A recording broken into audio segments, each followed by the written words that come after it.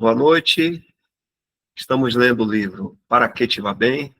E agora, o ponto que nós vamos estar lendo aqui é Razões Ruins para se Casar.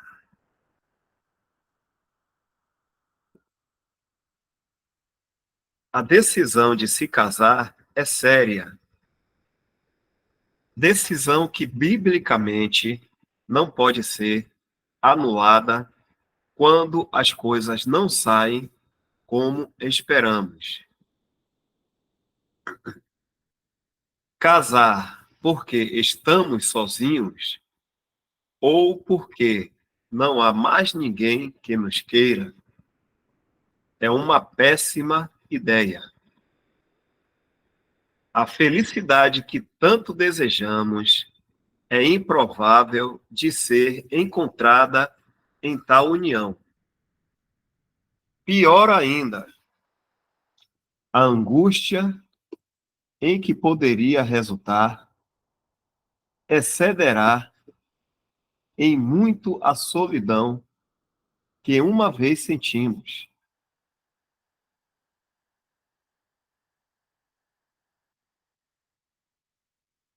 Casar por piedade ou porque pensamos que podemos consertar alguém também são receitas para o desastre.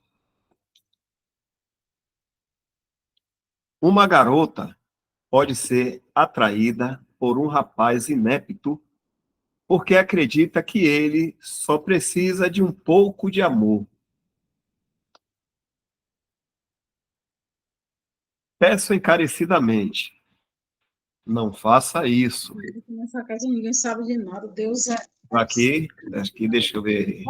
Lusitânia aqui, tá? Com desativar. Pronto. Estava aberto o microfone aí, mas agora resolvi. Vamos continuar.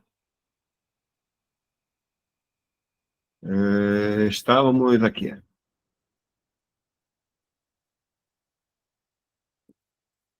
Quantos corações foram partidos, não apenas da garota ou do rapaz, mas dos pais e avós, por causa de tais uniões mal consideradas. Tão mal consideradas, melhor. Casar para escapar de casa sugere necessidades mais profundas que devem ser abordadas.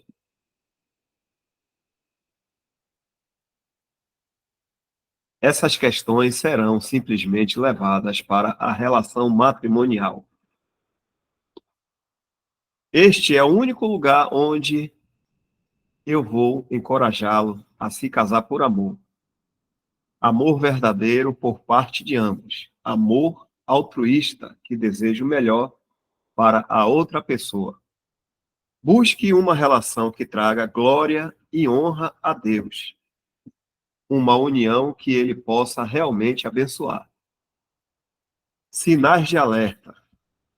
Se você acordar de manhã pensando, será que ela ainda está brava comigo? Será que ele vai falar comigo hoje? Certamente estes não são bons sinais. Se a sua cara metade não é alguém com quem você possa falar livremente, alguém com quem possa compartilhar seu coração, se não há objetivos comuns e um desejo de estar juntos, se não há emoção quando o número dele aparece no seu celular, então há algo faltando no relacionamento.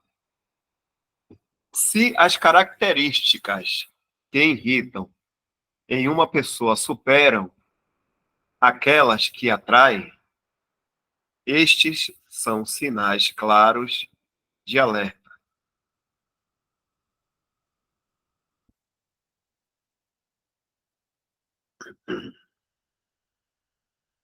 Estão dando para entender? A leitura está um pouco dificultosa. as irmãs e irmãos aí, principalmente os solteiros também, se aqui tiver. Tá tranquilo, né?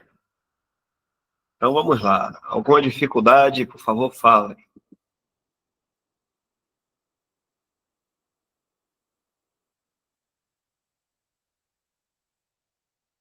Pense nas coisas que você faz. Elas estão fluindo de um afeto que você tem pelo seu namorado ou namorada, ou é para obter uma reação.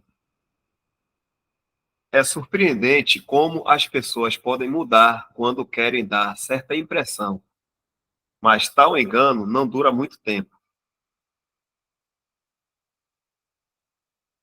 Se você só vai às reuniões da Assembleia e conferências bíblicas simplesmente para estar com uma determinada pessoa, então isso não é bom sinal para a relação. Esta encenação começará a se desvendar com o tempo. Por outro lado, uma relação forte será estabelecida se você estiver nas reuniões porque quer estar lá, porque você quer aprender e crescer, e porque vocês, juntos, valorizam a palavra de Deus.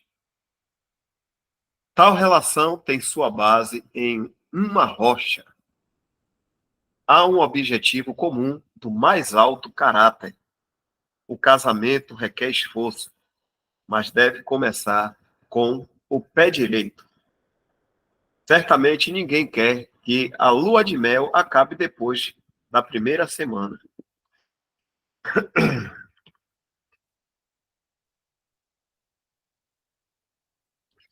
Embora haja, sem dúvida, muitos sinais de alerta, especialmente comportamento e ações contrárias ao que escrevi até agora, vou tocar em apenas um outro: o ciúme. Ciúme, interessante aqui, vamos entrar em um assunto bom, né? Eu acredito.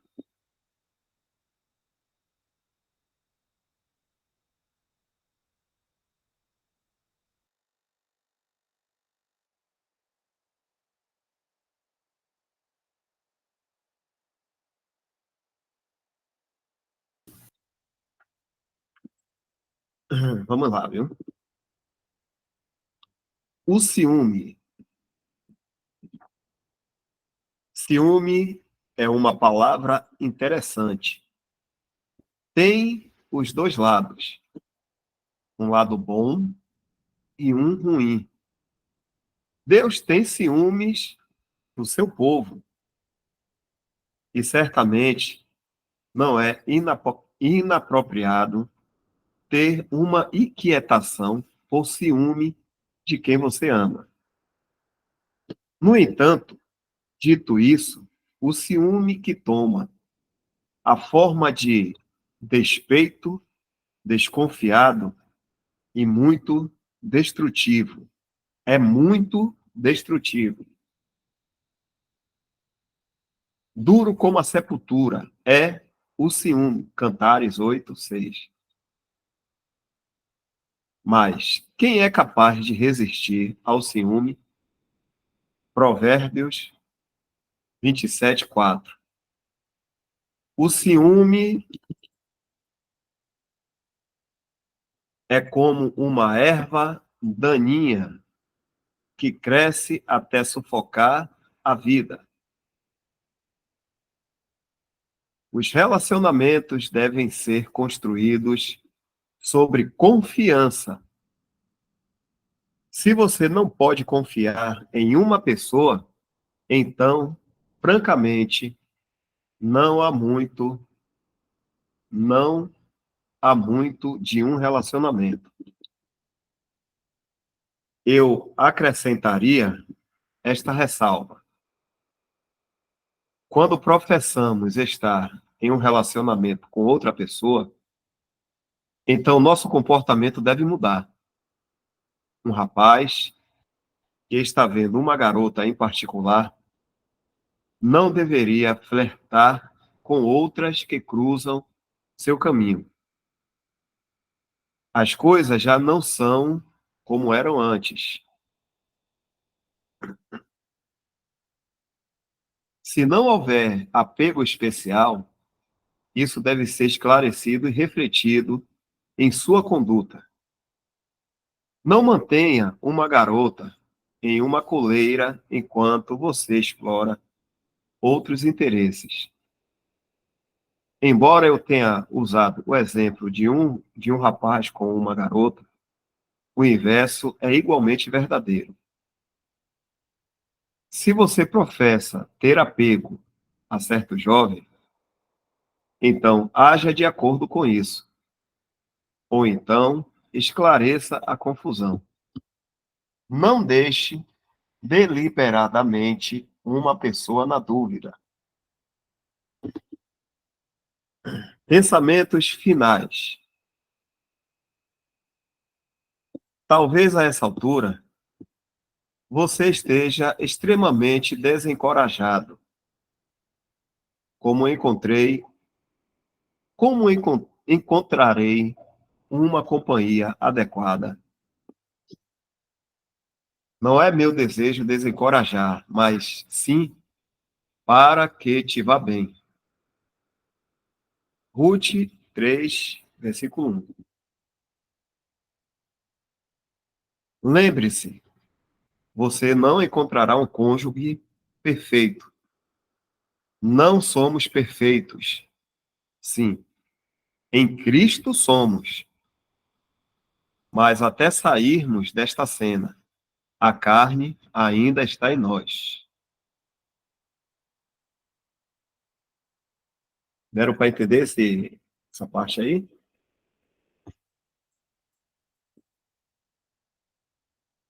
Algum irmão gostaria de falar alguma coisa?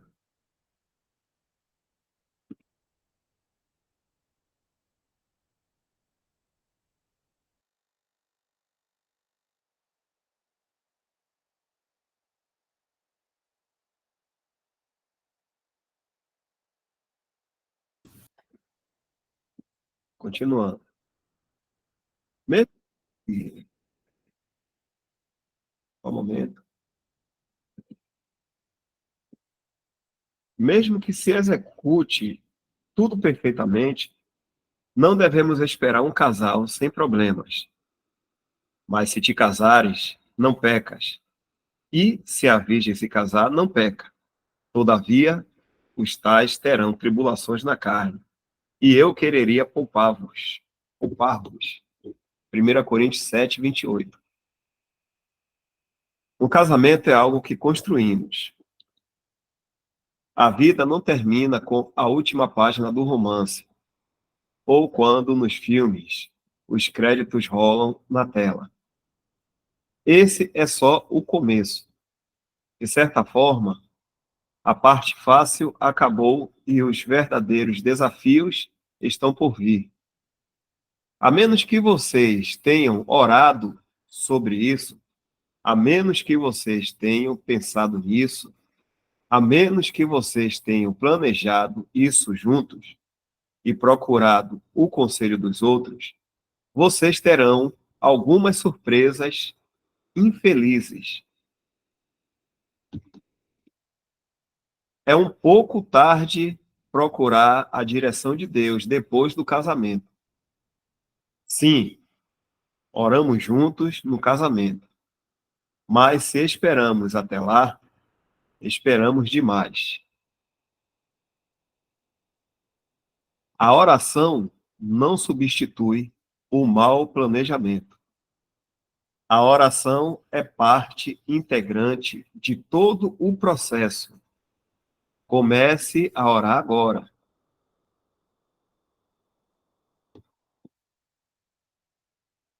Um bom casamento é um investimento, mas pagará riscos e dividendos. Riscos, dividendos.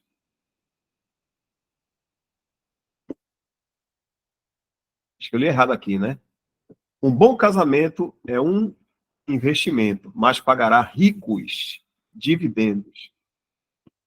O preço é alto, né? É que o irmão está falando aqui. Existem dívidas e será alta essa dívida. É um investimento no tempo, na comunicação e, mais importante, no crescimento espiritual conjunto. Desde que Cristo seja o centro da relação e, havendo um sentimento de amor e de boa vontade, um em relação ao outro, diferenças e dificuldades podem ser superadas. Com certeza. Parte 3. Decisão de não se casar. Meu versículo aqui. Porque quereria que todos os homens fossem como eu mesmo, mas cada um tem de Deus o seu próprio dom. Um de uma maneira e outro de outra. Digo, porém, aos solteiros e às viúvas, que lhes é bom se ficarem como eu. Mas, se não podem conter-se, casem-se, porque é melhor casar do que abrasar-se. 1 Coríntios, capítulo 7, versículos de 7 a 9. Casar-se não é para todos. Para alguns, esta pode ser uma decisão consciente. Para outros, uma circunstância em que eles se encontram.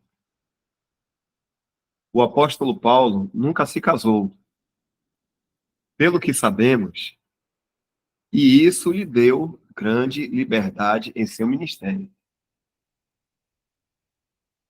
Ele sofreu muitas coisas que nunca pediria a uma pessoa que suportasse.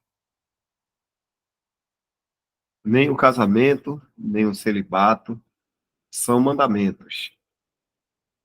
Os sistemas religiosos dos homens perverteram o que é de Deus, proibindo o casamento e ordenando a abstinência dos manjares, que Deus criou para os fiéis e para os que conhecem a verdade, a fim de usarem deles com ações de graças. 1 Timóteo 4:3. Há vantagens em se permanecer solteiro. Por exemplo, não estar preso em preocupação com seu cônjuge. A Escritura não fala disso de forma egoísta, mas como um meio de servir ao Senhor. Esta decisão não se limita aos homens, mas também pode ser a escolha de uma mulher. Mas o que é casado cuida das coisas do mundo em como há de agradar a mulher. Também há diferença entre uma esposa e uma virgem. Há diferença entre a mulher casada e a virgem. A solteira cuida das coisas do Senhor para ser santa, tanto no corpo como no espírito. Porém, a casada cuida das coisas do mundo em como há de agradar ao marido. E digo isto para proveito vosso, não para vos enlaçar, mas para o que é decente e conveniente, para vos unirdes ao Senhor, sem distração alguma. 1 Coríntios 7, 33 a 35. O casamento não é algo mundano, mas é para este mundo. É apenas para este tempo e não para a eternidade. Tenha em mente, no entanto, que ter uma esposa não impede o ministério de alguém. Pedro era um homem casado. Não temos nós direito de levar conosco uma mulher, irmã, como também os demais apóstolos e os irmãos do Senhor e Cefas, Pedro? 1 Coríntios 9:5. Temos outro lindo exemplo em Áquila e Priscila. Para muitos que se encontram solteiros, não é por escolha.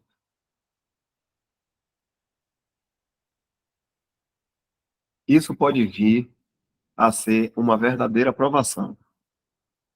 A vida parece estar passando por eles e ainda não encontraram o par certo. Se alguns se encontram nesta situação, ou mesmo se acreditam que isso seja de sua própria escolha, eu os encorajaria a estar diante do Senhor sobre isso. Irritar-se com o próprio destino na vida nunca leva a um espírito feliz.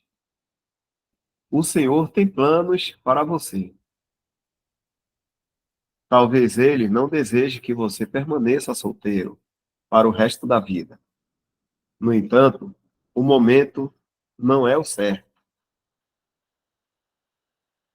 Deleita-te, deleita-te também no Senhor, e ele te concederá o que deseja o teu coração. Entrega o teu caminho ao Senhor. Confia nele, e ele tudo fará. Salmos 37, 4-5. Enquanto isso, mantenha-se ativo e ocupado. Ajudar os outros, viajar, ser um testemunho para o Senhor em qualquer posição que ele te coloque. Não faço pouco caso desta circunstância, mas estar contente em qualquer estado que sejamos encontrados é uma condição feliz. Estar casado e infeliz é uma provação terrível.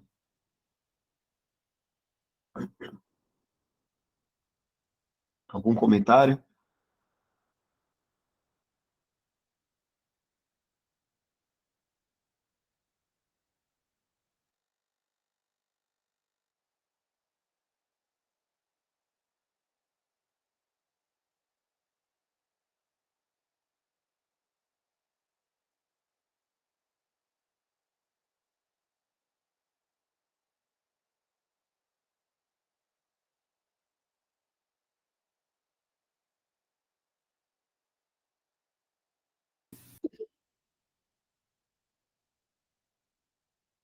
O irmão Diego quer fazer alguma pergunta? Alguma coisa?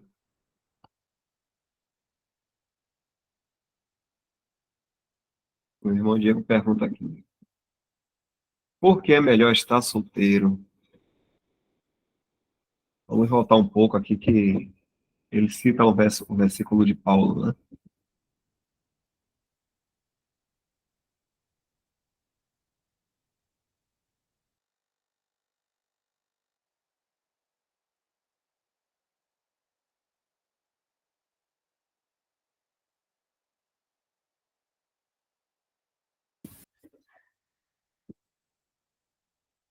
Porque quereria que todos, porque quereria que todos os homens fossem como eu mesmo. Mas cada um tem de Deus o seu próprio dom. Um de uma maneira e outro de outra. Digo, porém, aos solteiros e às viúvas, que lhes é bom se ficarem como eu. Mas se não podem conter-se, casem-se, porque é melhor casar do que abrasar-se. No caso aqui, o casamento é melhor casar do que abrasar-se. Mas no caso Paulo, ele fala assim, é melhor ficar como eu, porque um pouco mais abaixo ele também fala para que não exista distrações.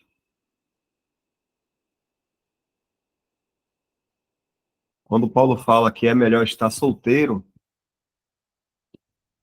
isso é para o Senhor, para que a gente não tenha nenhum impedimento para servir com maior liberdade ao Senhor. E também porque o casamento é algo para esse mundo.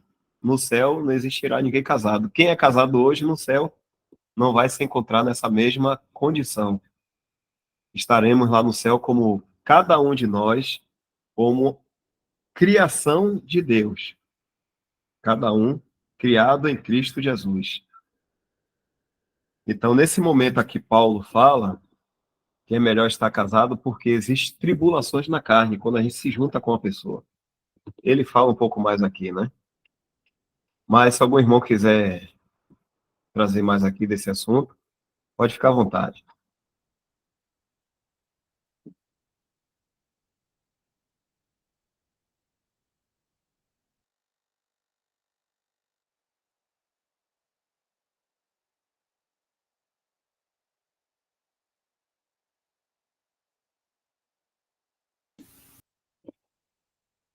Quando fala assim, tribulação na carne, é porque a gente vai estar lidando com mais uma vida, né? Com problemas assim como nós, né? Então a gente está juntando os nossos problemas com o problema do outro também, com mentes, com pensamentos diferentes, com sentimentos diferentes, e isso leva a certos atritos, né? Então, casamento é sempre assim, são pessoas, cada um tem a sua particularidade. Então, quando a gente se junta a uma pessoa, inevitavelmente vai existir tribulações na carne, na carne. Porque estamos aqui nesse mundo, temos a carne em nós ainda, essa velha natureza que se a gente der uma vazãozinha assim, ela, ela entra com tudo. E existe a fraqueza nossa ainda aqui nesse mundo, né? Então Paulo fala assim na carne, na nossa vida aqui, no nosso corpo. E um solteiro, ele se livra mais. O problema dele vai ser com ele mesmo, diante do Senhor, né? Então Paulo, ele passou por muitas situações. Imagine aí Paulo, que ele sofreu, o tanto de coisa que ele passou. Se ele tivesse uma esposa, filhos, né? A preocupação de Paulo seria muito grande. Mas isso não quer dizer que ser casado impede da gente exercer o ministério na nossa vida cristã. Aí o irmão também dá o exemplo aí de Pedro, né, que era casado. Então é por essa razão que Paulo traz aqui a questão de ficar solteiro é melhor. Fica desimpedido, né, de, de uma secundária preocupação. Não sei se fiz o irmão entender aí, mas se der uma lida aí em 1 Coríntios 7, vai ver que Paulo fala dessa forma. Queria que fosse como ele, solteiro, não que ele esteja fazendo a apologia ao celibato, ele não está falando isso. Ele não está fazendo campanha para que as pessoas fiquem solteiras. Ele dá o porquê de se ficar solteiro é melhor.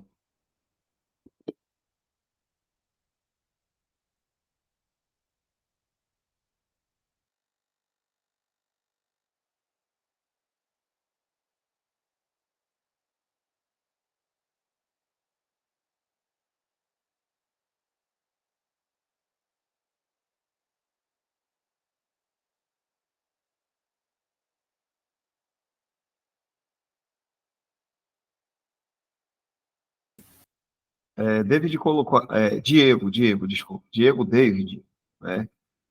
Ele botou mais aqui também. Pode acontecer no casamento ser também algum tipo de ajuda no ministério do irmão, ou atrapalha mais do que ajuda. Algum irmão que queira estar em comunhão aí, reunido ao nome do Senhor. Parece, irmão, que. Pode falar? Não, eu só disse, era só isso mesmo. Se quiser falar algum irmão aí.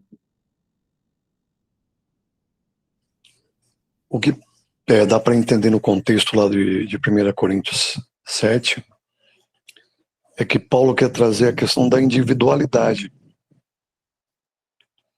Ele quer mostrar que cada um tem uma vocação, cada um tem um chamado, um dom. E aí ele traz essa questão do ministério, né, do caminhar da vida cristã, em paralelo com a nossa vida carnal, com a vida carnal aqui. O cristão, mesmo tendo uma vida, né, espiritual, a gente já está sentado com Cristo nas regiões celestiais, e lá no céu vai ser totalmente diferente, né? Mesmo as coisas lícitas que acontecem aqui, lá certamente não acontecerá, será tudo novo. Então ele estava querendo separar dois grupos, né, de irmãos. Aquele que tem domínio próprio sobre as suas necessidades e aquele que não tem. Basicamente isso, ele fala muito bem sobre isso. Ó, aquele que consegue, né, que tem o dom, que tem a vocação, que consegue dominar os seus desejos, e sentiu isso, né, sentiu essa paz aí, vai ser muito melhor se você seguir assim, ficar solteiro. Se uma carne é problemática, imagine duas carnes.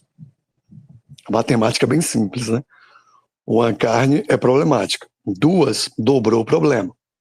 Então, certamente, ela vai te atrapalhar em algum momento, por mais que é individual e a depender da obra que aquele irmão vai fazer, né? Nunca vai ser 100% como seria uma pessoa solteira. E a gente vai ver que a história dos apóstolos, né? Quem é o apóstolo que mais foi revelado os mistérios? Quem foi o apóstolo que foi até o terceiro céu? Quem é que escreve praticamente todo o Novo Testamento e as cartas e os mistérios?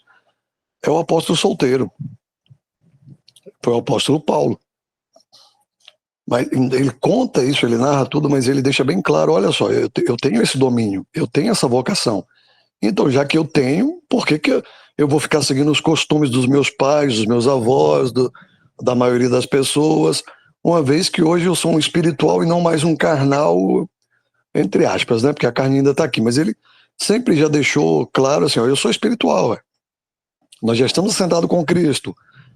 Meu destino é celestial, minha cidadania é do céu. Não mais vivo eu, mas Cristo vive em mim. Então ele, como tinha essa vocação, tinha esse domínio próprio, ele falou, por que eu vou me casar? Só para agradar os meus pais? Porque a gente sabe que existe uma grande pressão dos pais, dos avós. Eu quero meu netinho, hein? Olha só, cadê meu neto? Você vai ficar pra titio, você vai ficar pra titio. Não pode. Você precisa casar urgente, tem que dar continuidade ao meu nome, meu sangue. Isso é carnal, né? Isso é carnal. Aí Paulo está falando, ó, não é assim.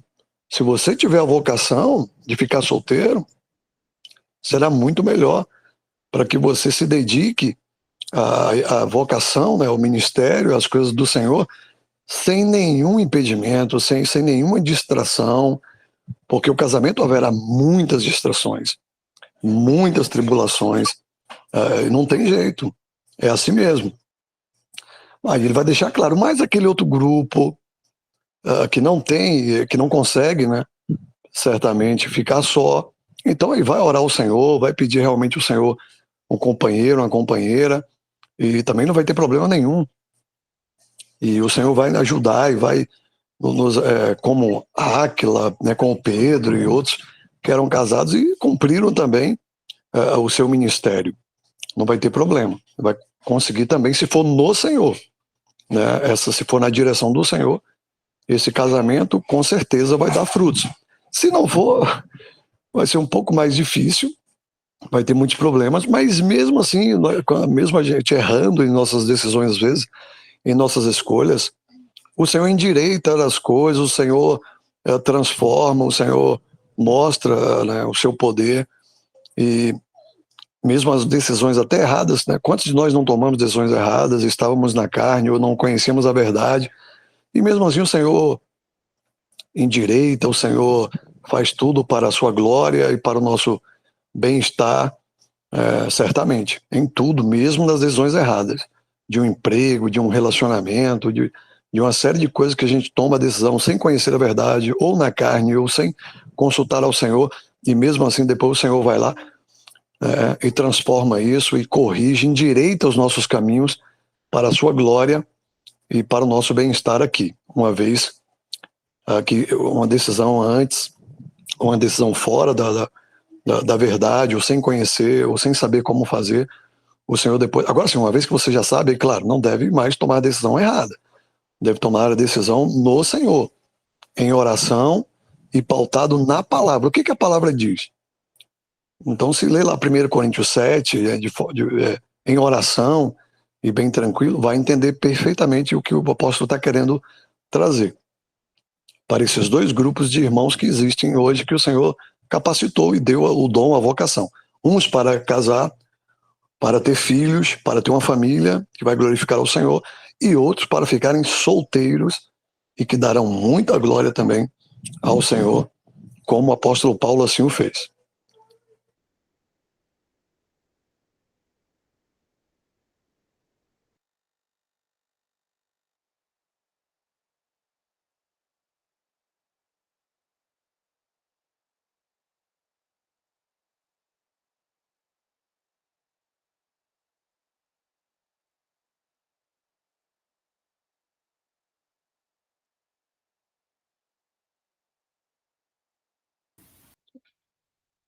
Estava pensando aqui que na Bíblia tem uns dois casais que são ditos, né? São exemplos.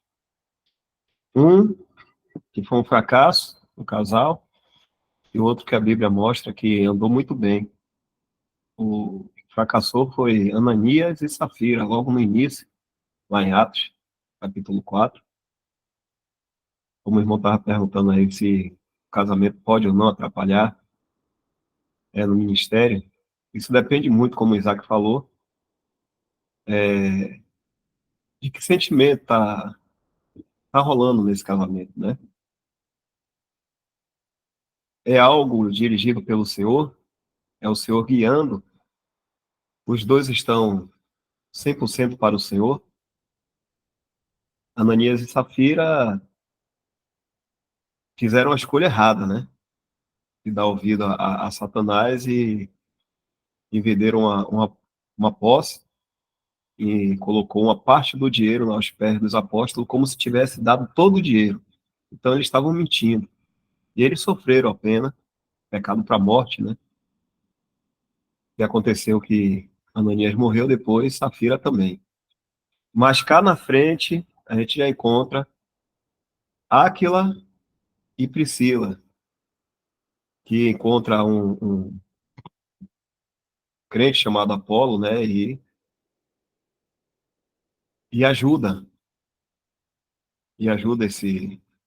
essa pessoa, melhor ainda, no conhecimento no caminho do Senhor. Então, eles foram, do que a palavra diz aí, andaram muito bem, foram bem-sucedidos no seu casamento e no ministério que cada um exerceu.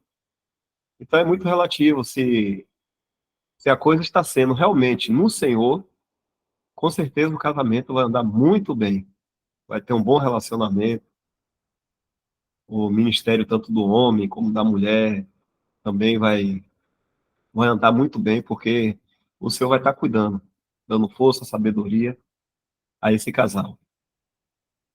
A gente deve olhar sempre para o Senhor, porque se a gente olhar para nós mesmos, como Isaac falou aí, se uma carne tem problema, imagine mais uma se juntando, né? Jorge Santos.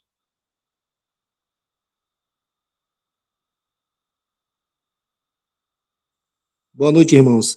Não, na verdade, eu ia até desistir da pergunta, porque de qualquer forma vocês já explicaram bastante aí, mas é como está lá na palavra, lá no início também, né, em Gênesis capítulo 1, versículo 28, né, que diz assim: E Deus os abençoou e lhes disse: Sede fecundos, multiplicai-vos, enchei a terra e sujeitai-a, dominai sobre os peixes do mar, sobre as aves do céu e sobre todo animal que rasteja pela terra. Então, isso não foi uma ordem que Deus deu para todos nós?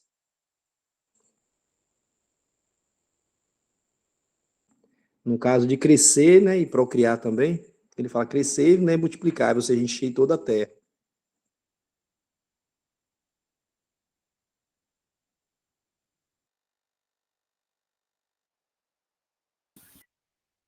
Entendi. Vamos dar uma lida aqui, né? É esse versículo mesmo, né, que você falou? Gênesis capítulo 1, versículo 28. 28. Isso. Porque assim se constituiria o casamento, que não é o que existe hoje, né? Que cresceu todo o povo pela terra. Assim chegou a todos nós que hoje estamos aqui, né? 28. Aqui. Então, o que é que Deus... E criou Deus o homem, a sua imagem, a imagem de Deus o criou. Macho e fêmea os criou. E Deus os abençoou. E Deus lhes disse, né? Sempre falando aqui para Adão e Eva. Frutificai e multiplicai-vos, e enchei a terra, e sujeitai-a, e dominai sobre os peixes do mar, e sobre as aves dos céus, e sobre todo animal que se move sobre a terra. E disse Deus, eis que vos tenho dado toda a erva que dá semente, que está sobre a face da terra, de toda a terra, e toda árvore em que há fruto de árvore que dá semente, ser-vos-á para mantimento. Inicialmente, isso aqui é falado para Adão e para Eva, né? Que foram os primeiros, frutificar e multiplicar-vos. Então, a Terra ainda só tinha aqueles dois seres humanos. Então, havia essa necessidade de frutificar e multiplicar. Chega um certo tempo em que o Senhor decide parar com isso aí, porque a maldade era muita, né? No coração do homem era muita. E aí ele recomeça com Noé, né? Com os filhos de Noé. Que Noé tem os seus 3 filhos, Sem, Cã e Jafé. E vamos ver lá, né? Algum irmão lembra onde é que fica aqui? É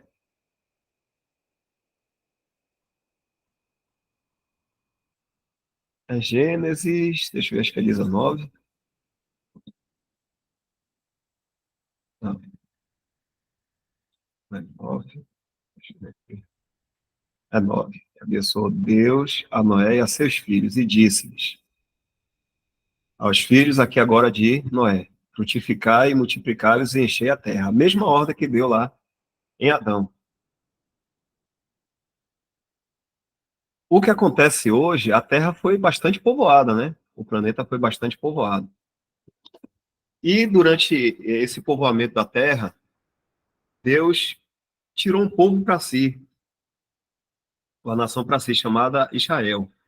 Daí então, do alto, Deus tinha 2 povos, Israel e gentios. E agora, na dispensação que nós estamos, Deus tem mais um povo aqui nessa terra, que logo vai ser tirado, que é a igreja. Então, existe agora Israel, gentios e a igreja. Para quem é da igreja, existe a direção do Senhor. Existe toda a direção do Senhor.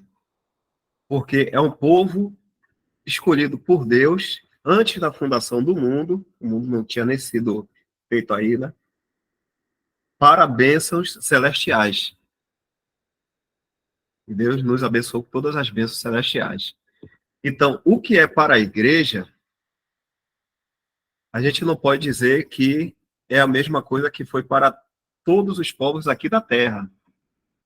Então, o assunto da igreja, para quem hoje é um membro, né, que creu em Cristo e é membro do corpo de Cristo, é aquele assunto que Paulo traz nas suas cartas. Isso aqui Deus realmente falou para a humanidade. Lá em Adão, depois teve que tratar com os homens, começou de novo com os filhos de Noé. Falou com Noé e seus filhos. E só que agora Deus aqui está tratando com o povo chamado a igreja. E como já foi falado, seremos tirados daqui. E quem tem seu cônjuge lá no céu não estará dessa mesma forma. Então, não existe para Deus uma preocupação hoje, para quem é da igreja, de crescer e se multiplicar, mas sim seguir esse pensamento que é de Deus, que foi revelado a Paulo. Então, é por isso que Paulo traz esse assunto de que uma pessoa ficar no celibato, solteira, é muito melhor para servir a Cristo. É claro que um solteiro não vai ter filho, né? Mas ele também diz assim, se não puder se conter, então case-se, porque é melhor casar do que se abrasar. Não vem um assunto de frutificar e multiplicar nessa dispensação que nós estamos vivendo e na sã doutrina. Então não há essa necessidade para a gente. O mundo continua se multiplicando, sim, os homens, porque isso foi dado lá em Gênesis. Mas é algo que a gente não precisa se apegar.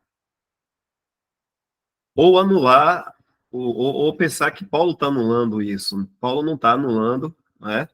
O que Deus falou lá em Gênesis. É que o povo que Deus tem aqui agora na Terra, que está tratando nesse momento que é a igreja, ele tem o seu tratamento com a igreja.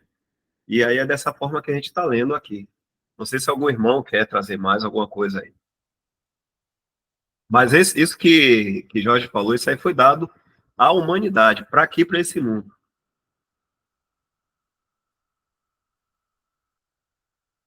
Só rapidinho, Dal, só para complementar aí. Não deu para compreender sim, Dal. Até porque também irão nascer muitos irmãos também, né, que irão fazer parte da obra do Senhor aqui ainda. Então, por isso que tem que continuar, né?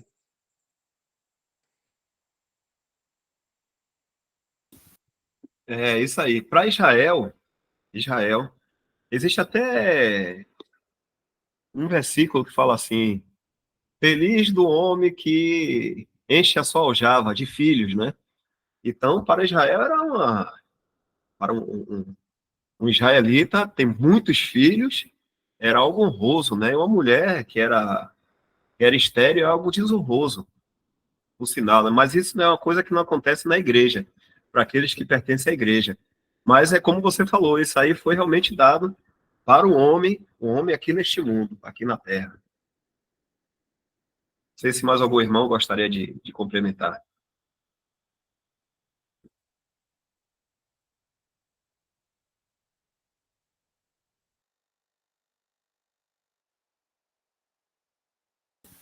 Então tem a irmã Marisete.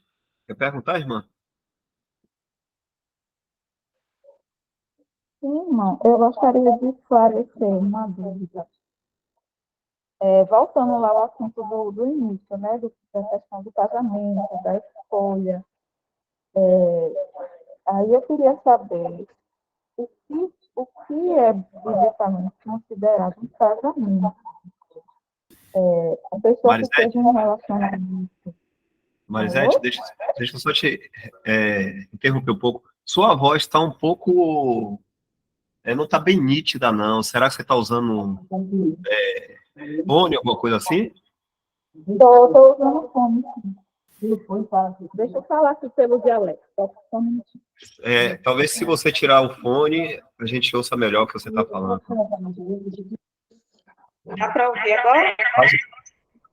Faz um testezinho aí. Pronto. Agora tem um outro celular aí ligado também. Aí você Isso, eu vou tira esse falar celular para porque não dar. Tá dando ressonância agora. Agora tem que desligar esse celular e ficar só com um. E aí a sua voz ficou boa. Fala aí agora. É só afastar também um do outro, se não ficar muito perto, já resolve.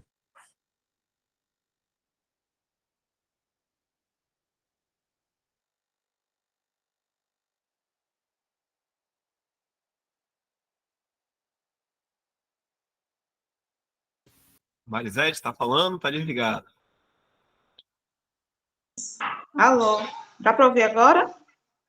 Tá bom agora. Tá desligado.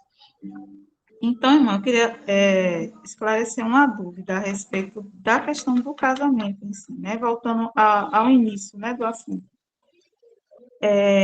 A questão da escolha, né, do casamento em si. Né?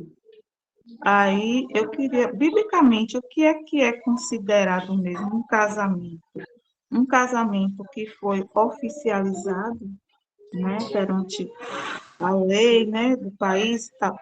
Ou, tipo assim, a pessoa teve um relacionamento antes, né, de conhecer a Jesus, antes de tudo, né? Teve um relacionamento e aí teve filhos e tudo, mas não chegou a se casar oficialmente com a pessoa. E aí a pessoa tem um casamento depois disso, no futuro. O relacionamento acabou e tal. E a pessoa casa-se depois. Né? Como é que fica essa situação? Né? Como é que fica a situação dessa pessoa? No caso, né? Esse primeiro relacionamento é considerado um casamento, biblicamente falando?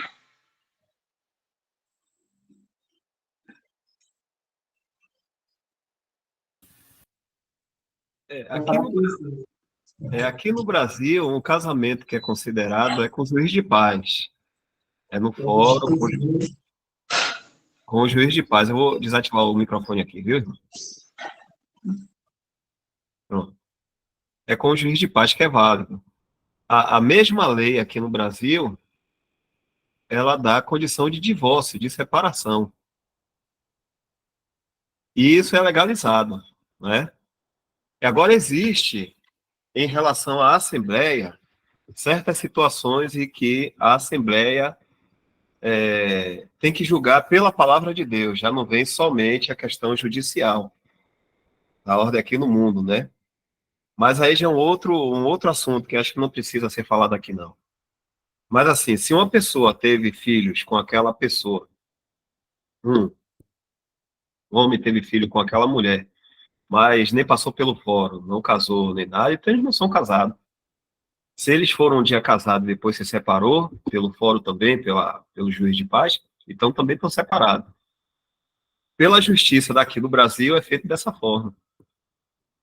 E se ele arruma um outro casamento, esse outro casamento é, é válido porque a justiça aqui no Brasil separou primeiro ele, né, teve o divórcio e depois casou ele com a outra pessoa. Mas na questão da palavra de Deus já vem outros assuntos assim que é um pouco mais extenso, né? Se falando de cristãos e se um casal de cristão, se esses cristãos têm certeza de sua salvação, eles e de repente eles se separam, a palavra já fala já de forma diferente. Isso aí em relação até o recebimento da Assembleia também, né? Diz que um casal cristão, se separarem, fique sem casar, ou então se reconcilie. Só vai existir, eu já estou trazendo esse assunto aqui, né? Mas, assim, só vai existir uma possibilidade de um novo casamento caso se o cônjuge morrer, ou se existir adultério nessa relação. O outro fica livre. A palavra não diz que fica livre para casar, mas a palavra diz que ele fica livre. Né? Então, a gente vê como a possibilidade de um novo casamento. Mas é dessa forma aí, irmã. Se a pessoa é casada no civil, ela é casada no civil. Se, pela lei aqui no Brasil, ela separou, se divorciou, então ela está divorciada, pode casar com outro. Nas coisas do Senhor, em relação à Assembleia, a coisa é algo mais profundo, né? Está se falando de crente, né? Se bem que existe a ordem de Deus. Não sei se deu para a irmã entender aí. Na verdade, eu não sei se o irmão compreendeu a minha pergunta direito. Eu falei a situação seguinte: uma pessoa, antes de conhecer a Jesus, teve um relacionamento, não houve casamento oficial nesse relacionamento. Foi uma relação que não deu certo e se afastou, mas que acabou tendo filhos, né? É isso que eu quero saber. Se essa relação é biblicamente considerada um casamento, mesmo antes da pessoa ser cristã? Então, irmã, é justamente isso. Um casamento, ele só é considerado pelo juiz de paz, não é porque a pessoa teve filho.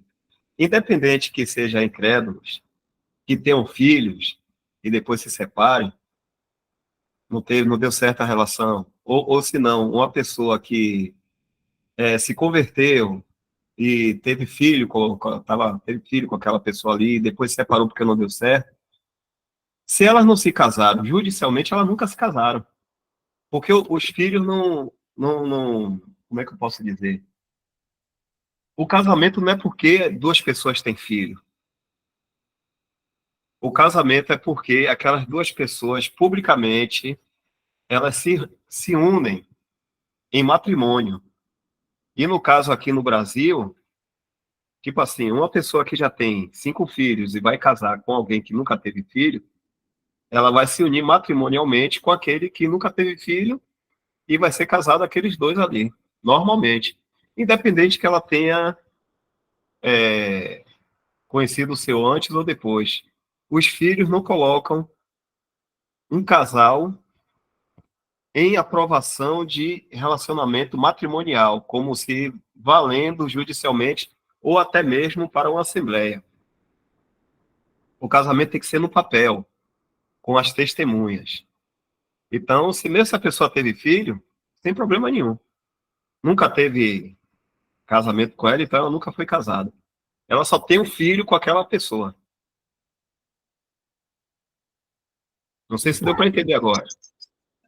Entendi. Então, no caso, esse segundo casamento, que foi feito depois que a pessoa veio a conhecer a Jesus, então, não entra, não é caracterizado como adultério, não é isso?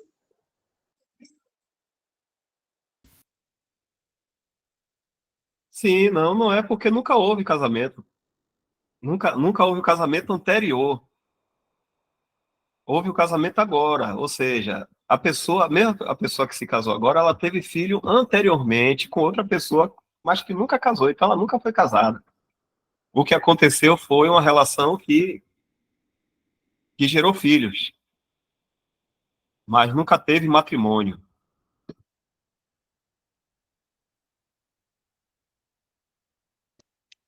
Irmão Dal, Oi, Lusitânia. no caso, o senhor está falando que os filhos não validam o matrimônio, não é isso? Não é a geração de filhos que validam o matrimônio. Não é isso não. Na verdade, o casamento vem antes dos filhos, né? A ordem seria essa: primeiro se casar para depois ter filho. Então a pessoa deveria primeiro casar para daí então gerar filhos e filhas. Mas se uma pessoa hoje, né, que acontece muito no mundo, a pessoa tem filho, ela se relaciona lá, né, e tem filho, nunca casou, nunca foi, nunca. Então ela nunca foi casada, mas aqueles filhos ali são registrados, né? Tem os pais que são verdadeiros.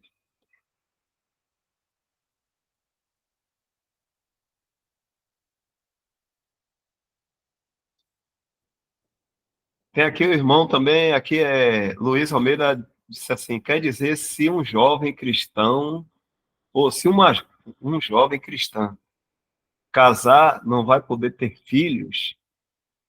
Quem já viu isso? Não concordo com isso. Acho que o irmão entendeu errado aqui alguma coisa. Ninguém falou que ninguém poderia ter filho, não. Só disse que para essa época que nós vivemos, não há uma preocupação de Deus para que a gente tenha muitos filhos. Deus não dá esse mandamento para quem pertence à igreja. Se qualquer pessoa se casar e quiser ter filho, isso não há problema nenhum. Tanto sim existe um versículo que fala daqueles que proíbem o casamento, né? Proíbe o casamento. Acho que o irmão entendeu um pouco errado aqui alguma coisa. Não sei o que foi, mas não existe proibição de uma pessoa se casar e não poder ter filho. Na verdade, não existe nenhuma proibição. Aqui até é falado num certo momento que... Deixa eu dar uma olhadinha aqui de novo. Deixa eu botar aqui, vou voltar esse... Para, deixa eu abrir aqui.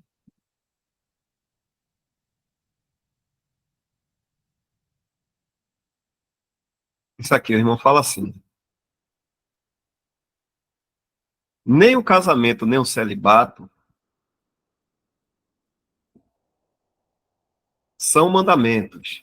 Ou seja, Deus não obriga ninguém a se casar e nem tampouco ficar solteiro. Deus não obriga ninguém a isso, não é mandamento. O que existe são exortações, recomendações por causa disso ou por causa daquilo. Os sistemas religiosos dos homens perverteram o que é de Deus, proibindo o casamento e ordenando a abstinência dos manjares que Deus criou para os fiéis e para os que conhecem a verdade, a fim de usarem deles com ações de graças. E logo aqui embaixo é falado da seguinte forma. Deixa eu ver se está aqui. Não, um pouco antes, né? E assim, mas se te casares, não peca. Deixa eu ver aqui. Aqui.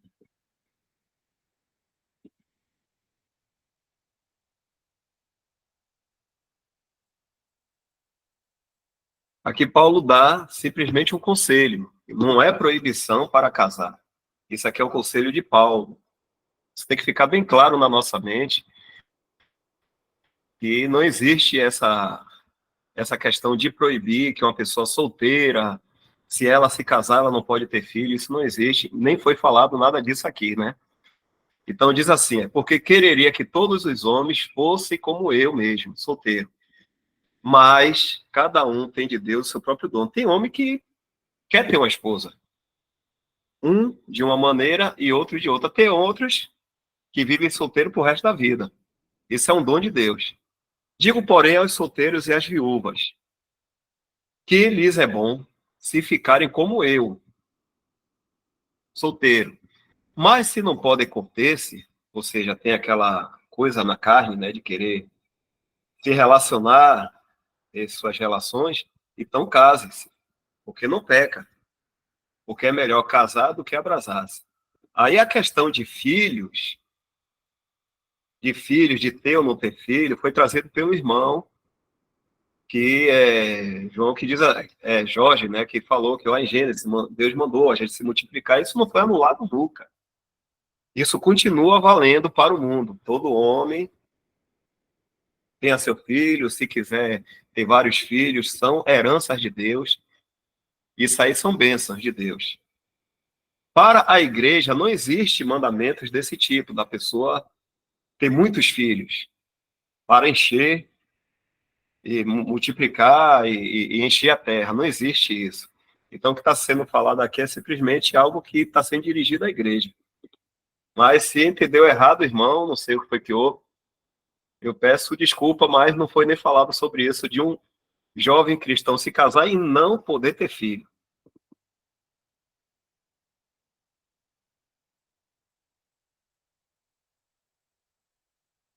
Não sei se tem mais alguém que queira, ou algum irmão gostaria de estar fazendo alguma ressalva aí, ou alguma correção também. Algum irmão que está reunido no nome do Senhor.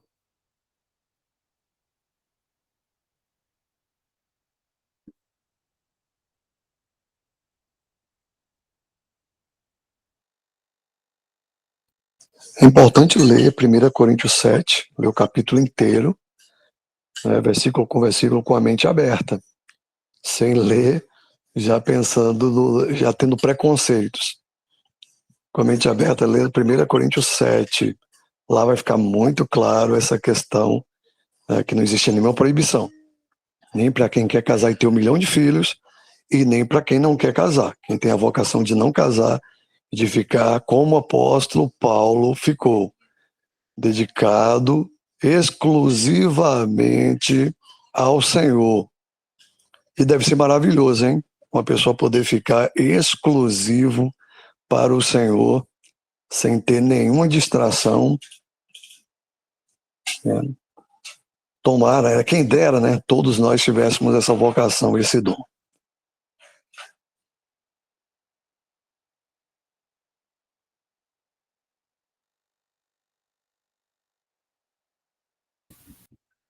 Leones Pereira. Alguma coisa, Leones? Não, pensando na pergunta que o irmão fez aí, eu fiquei pensando. Aí eu queria fazer outra pergunta. No caso aí, o que a palavra quer mostrar é que em Gênesis era um mandamento, né, de Deus, o casamento, no caso, ter filhos. Mas já na igreja é mais a vocação celestial, não tem nenhum mandamento, nenhuma proibição, no caso, né, irmão? Nesse sentido, né?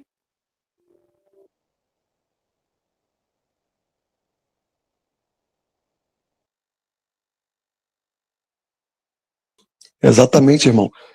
O Senhor, ele, através do apóstolo Paulo principalmente, ele está querendo, né, inculcar na cabeça do cristão que ele não pertence à terra. O cristão pertence ao céu. Ele é um cidadão celestial, ele é um cidadão do céu. Claro que isso não é fácil. E é por isso que o apóstolo vai escrever 1 Coríntios 7 de forma tão precisa, é um capítulo bem grande, mas de forma bem precisa. Inclusive, ele vai falar, se não me falha a memória, e vocês que são casados, vivam como se não fossem. E vocês que são casados, vivam-se como se não fossem. Não se apegue tanto à mulher, não se apegue tanto ao emprego, não se apegue tanto ao seu terreno, à sua casa, ao seu carro, aos seus bens. Não se apegue tanto a isso. Não vai ter jeito, vocês vão, uma hora ou outra, a carne é assim mesmo. Mas mesmo vocês que são casados, desapegue das coisas terrenas, porque lá no céu vocês não vão se casar, não vão continuar assim.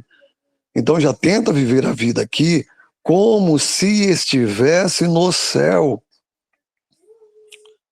E aí, se a gente no espírito conseguir entender isso, a gente vai ter uma vida mesmo casado, mesmo com muitas distrações, de uma maneira que no espírito, no coração, estaremos adorando ao Senhor, estaremos tendo a afeição que o Senhor é digno de que nós a tenhamos aqui, no tempo que nos resta.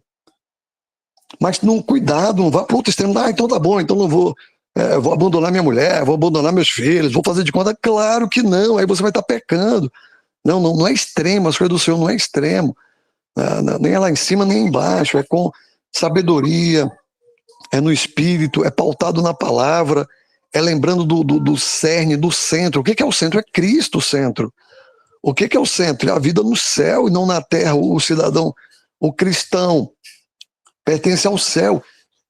E o quanto, irmãos, nós conseguimos no Espírito, no Senhor, ir se desligando de tudo que pertence à ordem terrenal, será excelente. Será excelente. O quanto conseguirmos nos distanciarmos. Claro que não vai ter como ser 100%, porque a gente casou, temos filhos. Eu só tenho 4 por enquanto. Só tenho 4 por enquanto. Então, é isso, mas a gente vai ter que entender que é isso que o Espírito Santo está falando ali, que o apóstolo Paulo escreveu, né? Para que a gente entenda de uma vez, para sempre, que nós somos cidadãos dos céus. E o quanto conseguimos andar mais próximo do céu vai ser melhor para glorificarmos ao Senhor, para darmos graças ao Senhor e para que a gente vá bem, para que a gente tenha uma vida espiritual, né, que agrade ao Senhor. Como é bom poder andar no agrado, né, irmãos? Do nosso Senhor, aquele que morreu por nós na cruz, aquele que não fez caso da sua própria vida para salvar a vida de pecadores, de injustos, como nós, e que quer nos ajudar e que quer nos ensinar que já podemos andar aqui como se estivesse no céu. com a nossa vida escondida em Cristo, já sentado com Ele, como está em Efésios, nas regiões celestiais. Então é isso que o cerne dessa questão é isso que Ele quer de nós. Então, só voltando, tem dois grupos de pessoas. Tem as pessoas que vão ter controle sobre as suas necessidades, seus desejos, e outras que não. Ele deixa bem claro isso. Então, essa é a vocação, mas foi o Senhor que fez a gente assim mesmo. Então, como é que eu vou saber qual é a vocação que eu fui chamado? Eu sou essa pessoa que eu preciso casar, eu vou saber disso. O Espírito Santo vai colocar isso no seu coração. Você é a pessoa para casar, você vai ser a pessoa para ter filhos, mas mesmo assim, leia 1 Coríntios 7, que vai te falar para você viver como se não fosse. O que é isso? Não se apegar tanto, não viver a vida como as pessoas do mundo vivem no casamento. Nosso casamento será diferente das pessoas do mundo. É um outro casamento, totalmente diferente das pessoas do mundo. Só que a gente aprendeu as coisas lá com o mundo. Então a gente vai precisar, né, dessa ajuda do Senhor para que a gente possa viver, né, o casamento como Ele quer que a gente viva aqui. E não o casamento pautado nas regras, nos costumes das pessoas terrenais. É isso que o Senhor quer de nós, que entendamos isso. Então tem que ser em oração, irmãos. Em oração, porque nós ainda estamos aqui, a carne ainda está em nós, entendeu? Nós aprendemos muito com os mais velhos, com os nossos pais, né?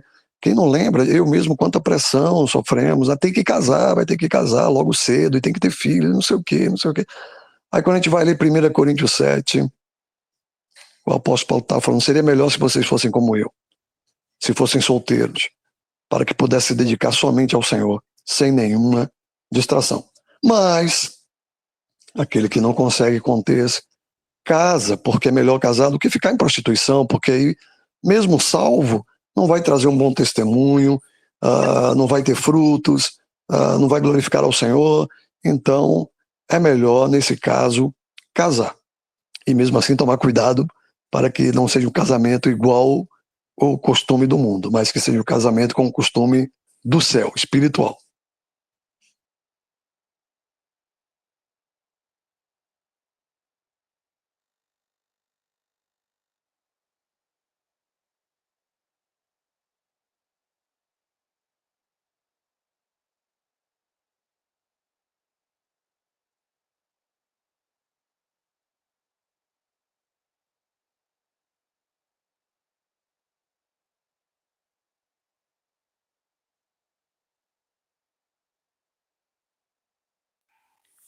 Mateus 10, 37 e 38, será que tem alguma referência aí, irmão, com esse assunto?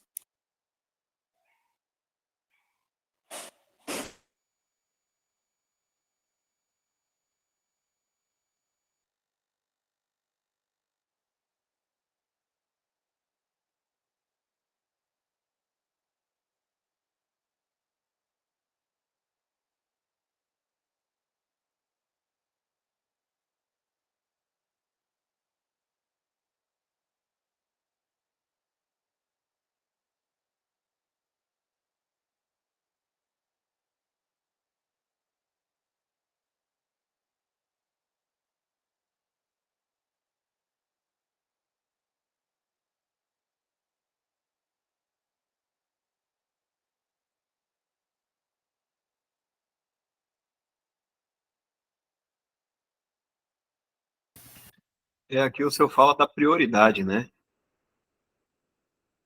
Deus sempre reclama, vamos, por assim dizer, o nosso amor, em primeiro lugar. Então é isso aí que o senhor está falando. Quem ama o pai ou a mãe mais do que a mim, não é digno de mim. Não é que a gente não deva ter essa afeição pelo pai e a mãe, não. Mas é a questão da prioridade, né? Que existe até o mandamento, né? Não fala assim, amar a Deus sobre todas as coisas, não, mas amar a Deus, o Senhor teu Deus, de todo o teu coração. E aí vem falando, esqueci agora, mas o mandamento é assim. Toda a tua vida, então, em primeiro lugar, Deus.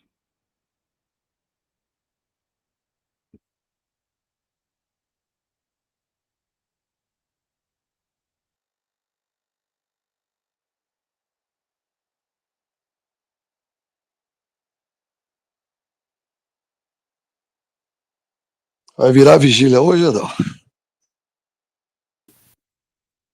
Até aqui já tá bom, né?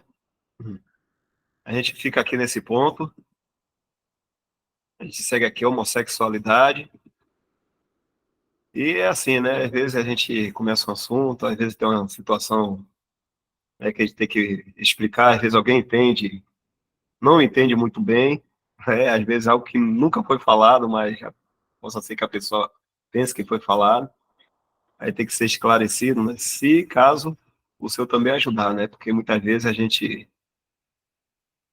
tema no erro, né? Ou não quer dar ouvido, mas acontece, isso pode acontecer com qualquer um de nós. Então, irmãos, aqui, até aqui tá bom.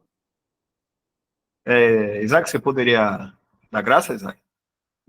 Tirar a Vamos, gravação.